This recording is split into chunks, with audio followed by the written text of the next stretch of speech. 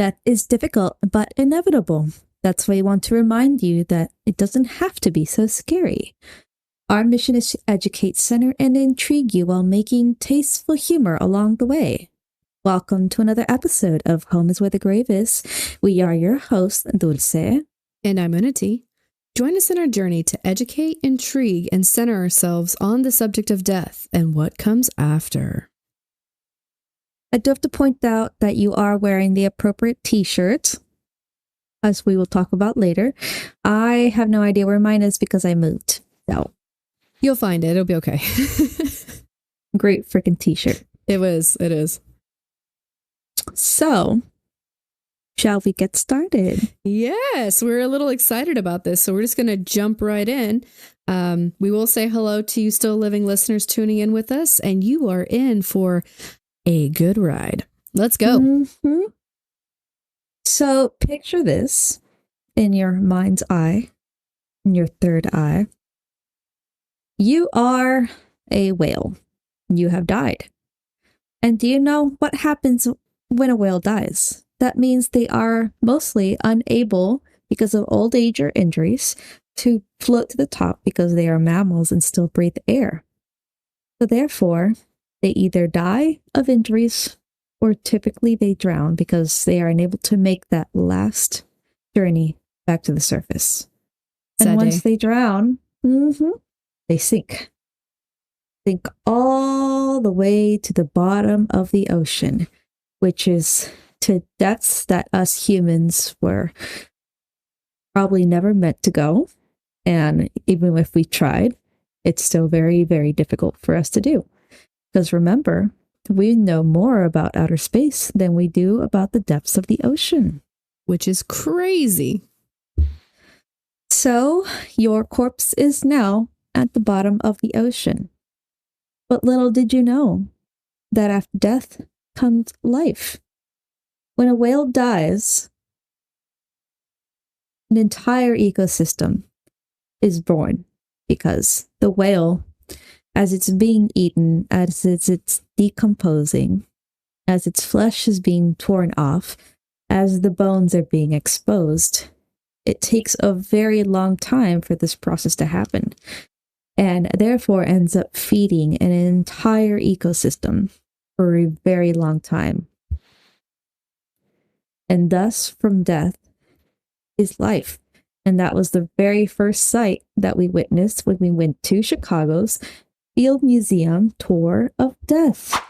That's right. And it really does introduce you to a beautiful concept of death is not the end, and it's not the entire depressed reality that we feel about it. We feel a great loss, and that's very valid, but it's really not the end. This tour of death, which I think is, it was funny that it was created off of existing stuff that the museum already had, was an exploration on how numerous different cultures and religions viewed, aka what is death, what happens after death, and is there a life after death? One of the first things that we have to point out, so we are part of the death positivity movement. Yes. And that was what caught our attention, is that this is now gone into a public sphere. Yeah. Where we are starting to be more open about talking about death, because it is not a concrete subject. It is a topic that is open to interpretation, exploration, viewed differently by different societies and different cultures. For instance, and us Western societies have always been very skittish when it comes to anything that is dead, dying, decomposing, or bone. But in other societies where death has become either a threat, a way of life, or something that they must come to terms with, there's a lot to be learned, which is the point of this tour. For instance, it's after the whale. That was absolutely fascinating. It was. We go into, this area that is is blocked off, so you have the choice to go in because it is some very gruesome depictions. So it was these old art from Japan. I forgot what era, but it was the various stages of what happens to a body after death. And it was absolutely fascinating that first you see this beautiful woman, hair done properly, the way they would have in the feudal era, beautifully dressed. And then the next second you see her lying down, skin still beautiful, still looking perfect. But as the pictures progress, her body becomes more deformed and bloated. It starts changing color. It starts becoming very dark. From what was once a pale, beautiful white skin was now this ogre-like, detestable creature that you now see before you. Her hair is falling off. Patches of flesh and skin are falling off. And then the obvious conclusion is that when she becomes bones. So it was a very realistic depiction of what happens to a body after death. And it took no, it didn't try to obscure or make it pretty. It was very like confrontational, telling you this is what happens. You will bloat. You will be unrecognizable. And that's a great segue right into how you're explaining like the stages of decomposition that they explored so long ago in Japan that they actually did a series of artwork for it, which is beautiful and goes right into like the very ideology of death positivity itself and kind of the aspect of death positivity that you and I are on. So I like to look at death positivity as like stages or like layers, like an onion. There are obviously the people that are more experienced, that have more experience with death and education with death and how to help people in various different fields. But for you and I, this is very much, it stems from a curiosity, a fear. I think a bigger part of it is just being able to talk about it because it's such a taboo a lot of the times, it's, at least in my family. So, and then you see it with other people's families. So to be able to explore that and challenge our own perspectives while maybe sharing that journey with other people would maybe help them challenge their own perspectives. And seeing this museum and the way it was set up was absolutely magnificent. Like they framed it, like you said, it was the framework of exploring death, and each room had its own purpose. Like the Japanese painting that you were talking about was in the what is death? Like it broke it down into the literal decomposition aspects of it. And they had the whale, and they had different aspects to show, but then it would transition into the next one. And the next and the next. And it made it very digestible, I feel like.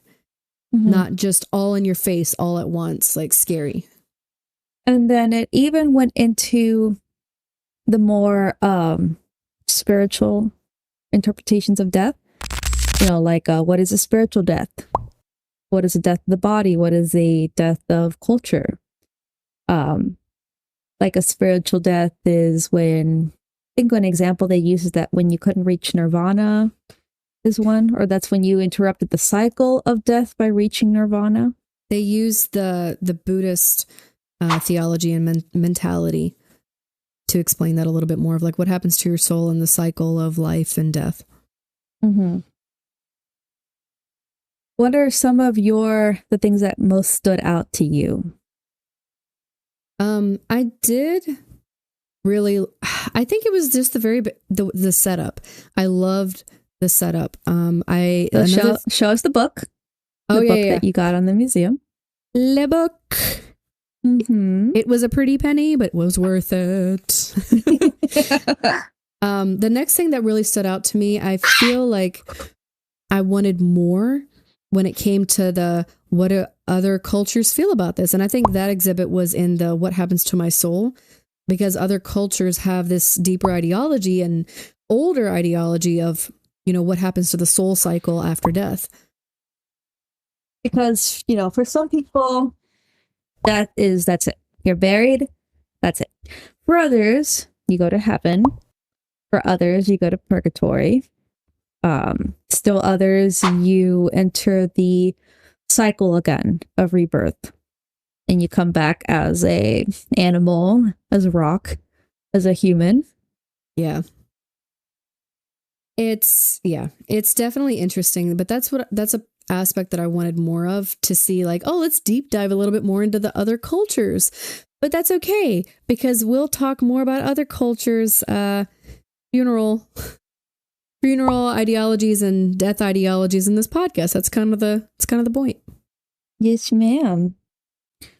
Another thing that was interesting. So obviously, if you don't want to die, metaphorically speaking, you would have to be a god, probably, a Roman god, a Greek god.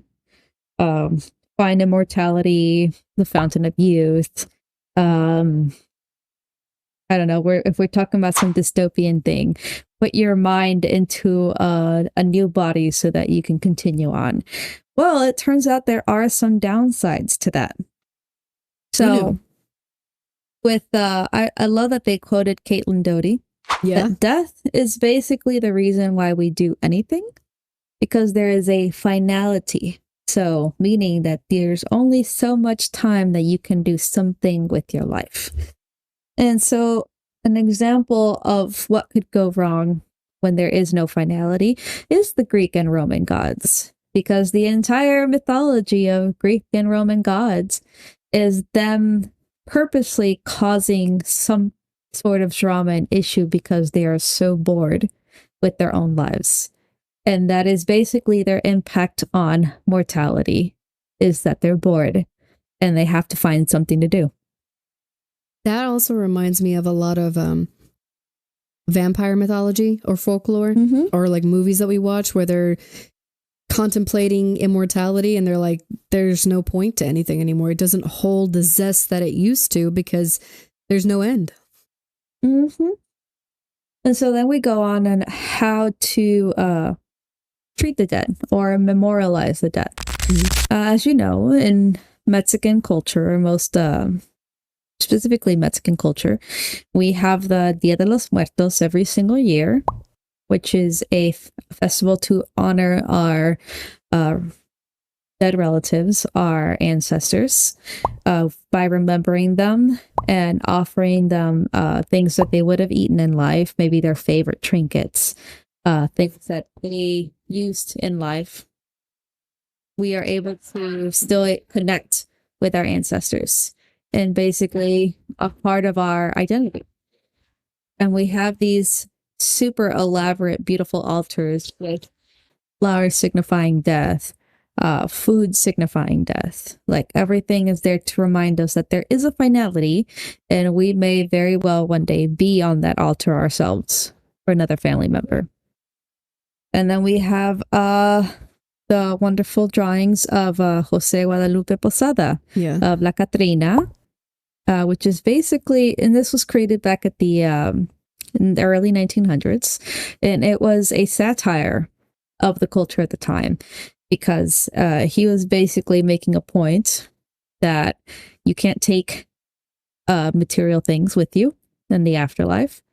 So the way he depicted that is by having these skeletons in these absolutely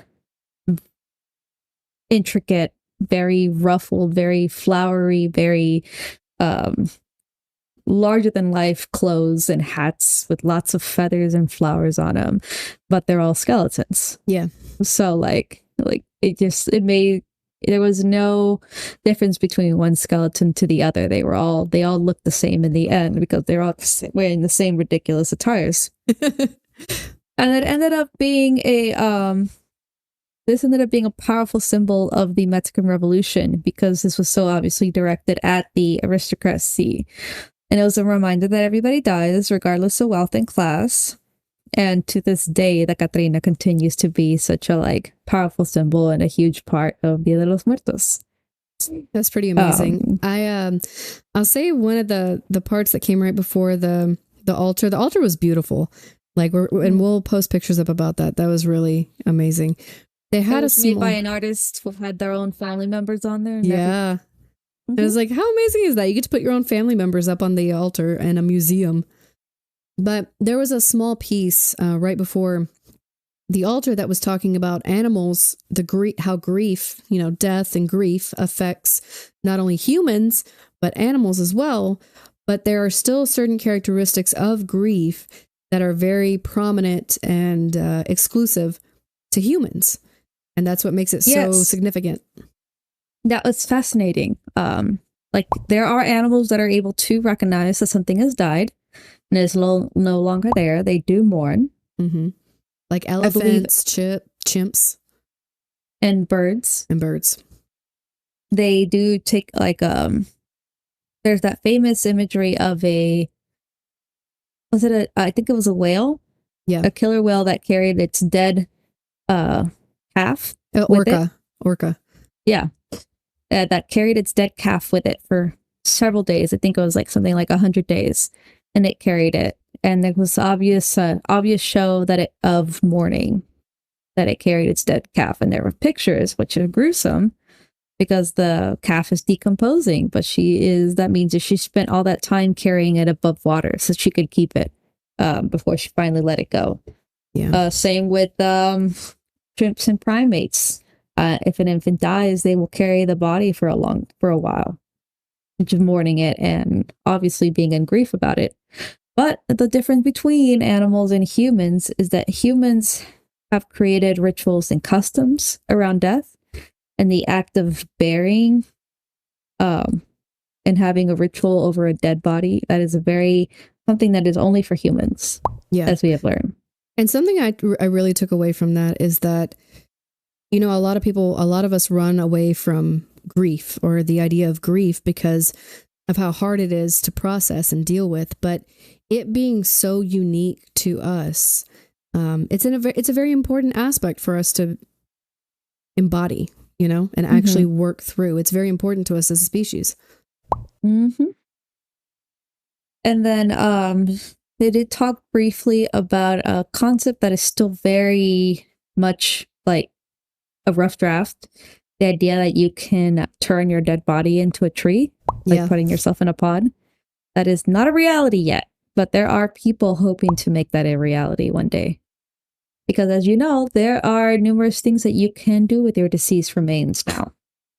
That's right. And the green burial movement is really pushing because of how it's not economically or environmentally feasible anymore to continue to bury people because it's getting into our water systems.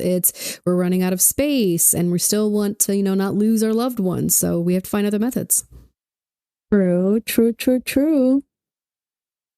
So what else stuck out to you? I think the next one was how does death affect others? I think that's a very important exhibit for us to kind of touch on because I appreciate that it's not only talking about you as a person, your process in death, but everyone else that you love. How does that affect everyone? Because it's not just you involved. And I appreciated that.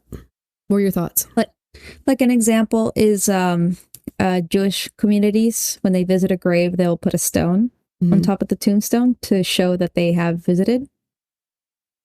Another is, I guess for one I can think of is Native Americans having these sacred places that are left alone that the community does take care of, but it's considered like sacred ground. Like you don't mess with it. It's the final resting place of ancestors. Right. There's the military community has something similar to that. I've heard, I haven't actually experienced it, but I've heard that depending on like the branch, the unit, the experience that they had with the living had with the deceased, they will put certain coins on top of the grave to show they visited, and this is what their connection was to each other. So it's a huge symbolism. It's a huge symbolism in that community. And then given that this is death, and then this time period, of course, the tour had to touch upon COVID, the pandemic, and everything that people have gone through the last couple of years. It did talk about essential workers and what that means, because essential workers aren't people that chose to continue working during the pandemic, but more so had to, or people that couldn't afford to stop working because they don't have any benefits to pay their bills if they stop. They don't have any sick pay. Or they really were essential workers that they were part of the integral system that keeping communities running, such as water, public utilities, grocery stores, hospitals, teachers. And a lot of these people would end up getting sick and die. Acknowledging the people that died of COVID early on before the vaccine came out, and acknowledging, for me, it would be acknowledging all the communities, the people of color and immigrant communities who were more likely to be a part of these essential workers and more likely to not have benefits preventing them from being able to stay home safely or keep their families safe, because they couldn't come. If they were coming in contact with the virus, then they would either have to bring that home or isolate themselves from their own families to keep them safe. So it was like amazing that it touched upon that. Absolutely. And that's such a good example of the living having to endure. And that's the most recent pandemic that we've had, with so much death and so much uncertainty, and the living having to cope with all this sudden mass grief. And the best way that we, again, that we've seen, that was presented in the museum and that we've experienced, is that humans need a way to be able to revisit their loved ones, revisit and thank and memorialize the deceased. So we can continue processing that grief, because grief is not something that you just get through and you're like, all right, I've had X amount of time, I'm good, I'm never going to have those sad memories again. It's time that lessens the pain, but the grief always remains. It's just, you can deal with it better through time and community. And remind me again, what was the final exhibit? Conclusion, we had to walk through, it says you only live once, but if you do it right, once is enough. And it goes through like these different chalkboards where living people have walked through the museum, and they write down like, oh, before I die, I want to, and they write down what they want to do. And it's really, to me, it was very impactful walking through that and seeing, like, some were silly, but a lot of them, even if they're silly, like that's even memorialized for those people, and walking through and being able to appreciate that. Exactly. And like we said before, or the great Caitlin Doty, known as the Good Death on Instagram, and I forgot her handle on YouTube. Ask a Mortician. Ask a Mortician. Yes. Death is the reason that we do anything. Like, death is the reason that we are inspired to do something with our lives. And because death is inevitable, that's why you need to make sure that your impact on this earth is good. So or something satisfied. That will have a good impact on others. Yeah. Absolutely. And in true fashion of being organized, I really appreciated that at the very end, they were saying, they gave a list on a billboard that said how to prepare for your death, and gave you the options of like prepare in advance, create a life file, consider organ and body donation. Like, I appreciated that. Like, here's your game plan in case you haven't thought about it. Exactly. It was an incredible tour, and it's still in Chicago, so if you ever get a chance, go stop by the Field Museum and go visit the Field Museum, because it's amazing. I love it. We snuck through. Well, we didn't sneak. We obviously paid for it, but with the given time that we had, we pushed in. We bum rushed it with a couple of the different more exhibits that we'll post pictures on. But that was really fun. I enjoyed that museum. It was beautiful. Show us the t-shirt. The t-shirt, and I loved the gift shop. I was like, yes, I must buy everything. You spent how much? Not talking about that. You should know better. But yeah. And along with that weekend, we also went to the Oddities and Curiosities convention. Video but there coming was more soon. dead stuff. More dead stuff. All we did was dead stuff all weekend. It was a really good weekend for like our podcast specific material. We're like, yes.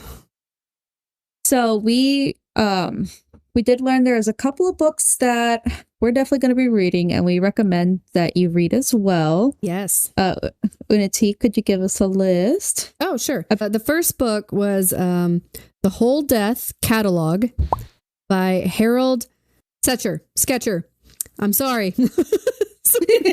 I didn't look up your name ahead on Google. I apologize.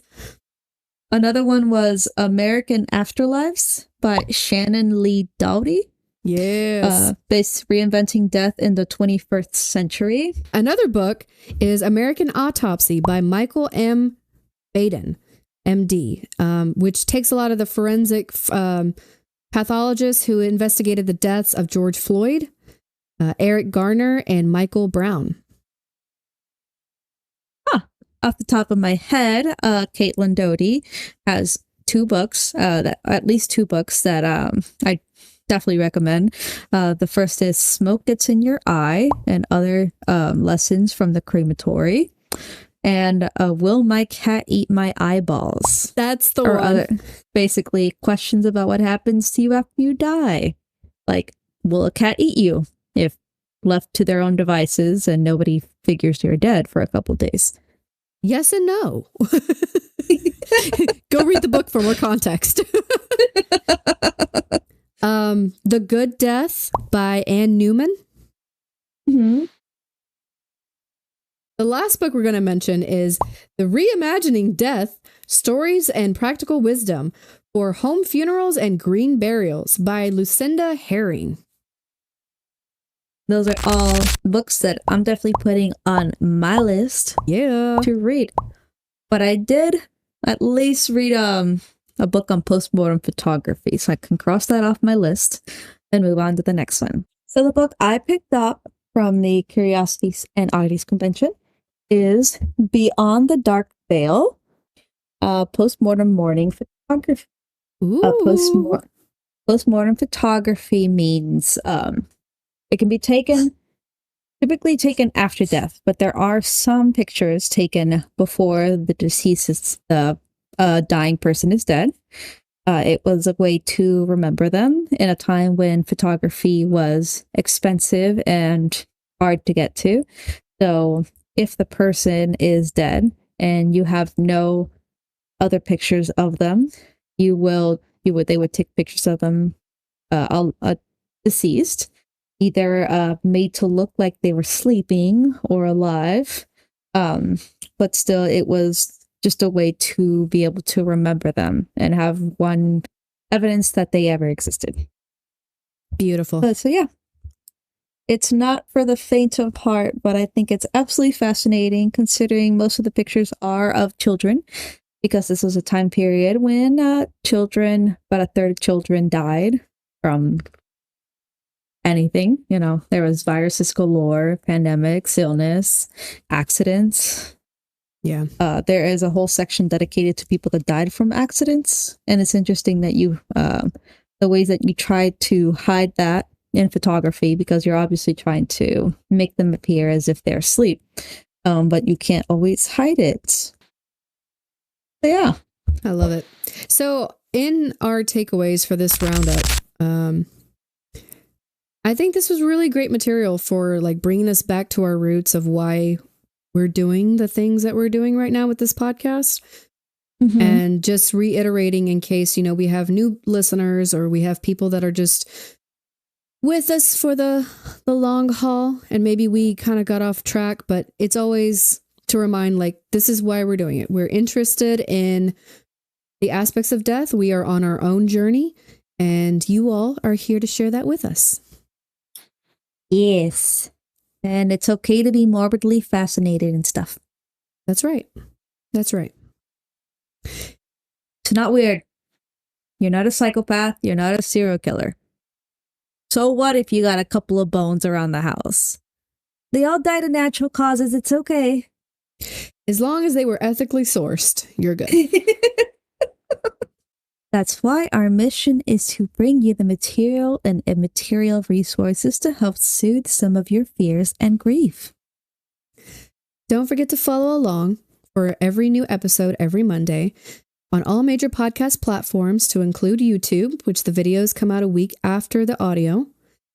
If you enjoy listening, then please hit that subscribe button. Don't forget that notification bell.